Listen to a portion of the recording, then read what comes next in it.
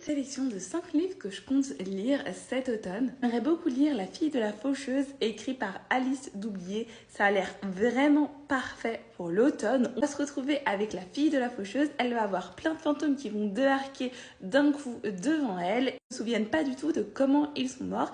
Mais en plus de ça, la faucheuse ne répond plus.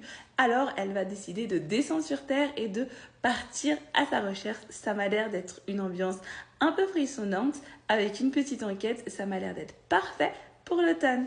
Ensuite, j'aimerais beaucoup lire Toi et moi, l'Apocalypse, écrit par Goodnight Sea Lullaby. C'est une romance lesbienne avec des zombies. Je n'en demande pas plus, ça m'a l'air d'être assez chouette. J'avais commencé, mais j'ai été prise dans complètement autre chose. J'espère bien pouvoir le terminer pour cet automne parce que les zombies, c'est parfait en automne.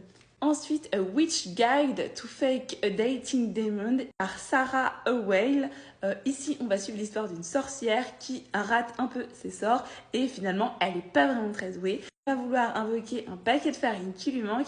Malheureusement, elle va invoquer un démon et en plus de ça, elle va faire semblant de sortir avec lui quand sa petite maman va venir lui rendre visite. Ça m'a l'air d'être un peu marrant, un peu mignon. J'espère que ça va bien me plaire. Ensuite, j'aimerais beaucoup lire Tenir une auberge magique, guide de survie pour sorcières. C'est écrit par Sangu Mandana.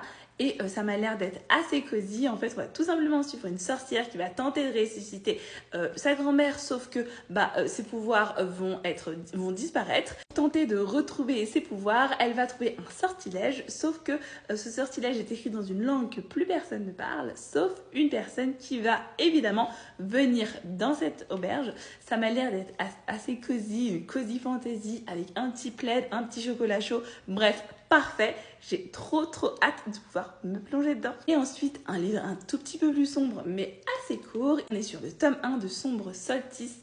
Le tome 2 vient tout juste de sortir. Biologie, donc c'est complet. C'est écrit par Lizzie Felton et Johanna Marine. Ça m'a l'air d'être trop génial.